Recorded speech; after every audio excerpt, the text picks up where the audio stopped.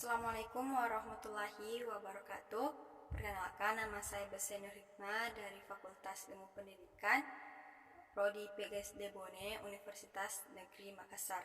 Nah, untuk kali ini saya akan menjelaskan materi dari desain awal proposal penelitian, dan untuk lebih lanjut teman-teman dapat melihat video berikut. Nah, baik, untuk yang pertama, pada desain awal proposal penelitian terdapat latar belakang. Nah, di mana latar belakang ini berisi tentang sejarah dan peristiwa-peristiwa yang sedang terjadi pada suatu objek penelitian. Tetapi dalam peristiwa itu, sekarang ini tampak ada penyimpangan-penyimpangan dari standar yang ada, baik standar yang bersifat keilmuan maupun aturan-aturan.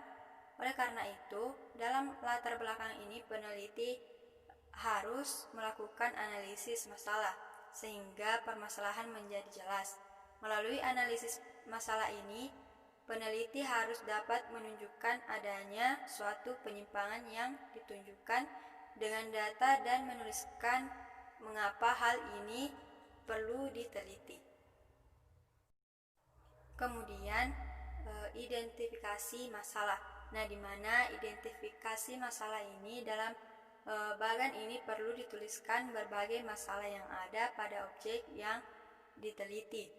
Semua masalah dalam objek, baik yang akan diteliti maupun yang tidak akan diteliti, sedapat mungkin dikemukakan.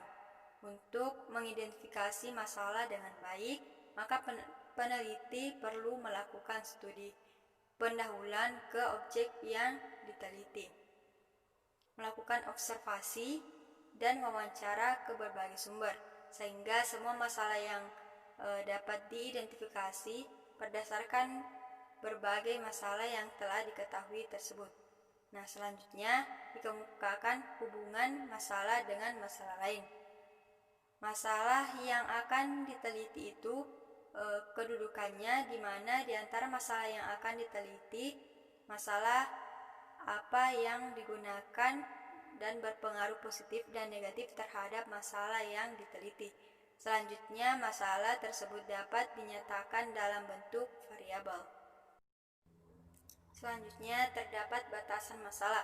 Nah, di mana batasan masalah ini yaitu suatu hal yang didasari bahwa pada hakikatnya suatu masalah tidak pernah berdiri sendiri dan terisolasi dari faktor-faktor yang selalu dapat konstelasi atau keadaan yang merupakan latar belakang dari suatu latar belakang tertentu. Karena adanya keterbatasan waktu, dana, tenaga, teori-teori, dan supaya peneliti dapat dilakukan secara lebih mendalam, maka tidak semua masalah yang diidentifikasi akan diteliti.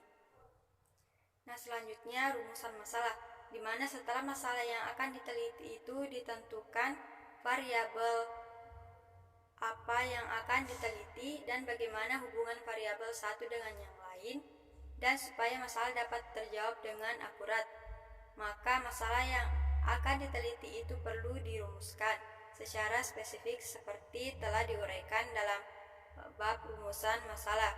Sebaiknya rumusan masalah itu dapat dinyatakan dalam kalimat pernyataan sesuai dengan judul penelitian.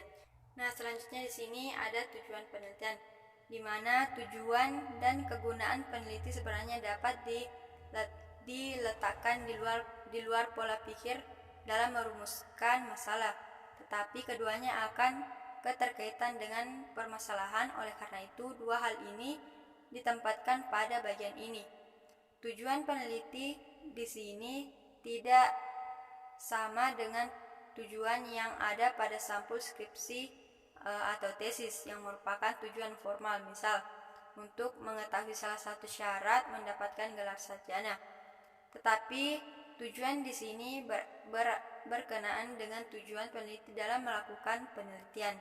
Tujuan penelitian berkaitan erat dengan rumusan masalah yang ditulis.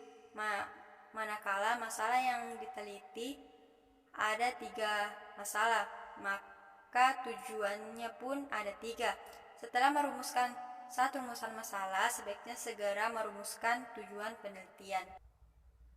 Nah, selanjutnya di sini kegunaan hasil penelitian, di mana kegunaan hasil penelitian yaitu merupakan dampak dari tercapainya tujuan yang telah diteliti sebelumnya. Itulah video yang sempat saya sampaikan kepada teman-teman.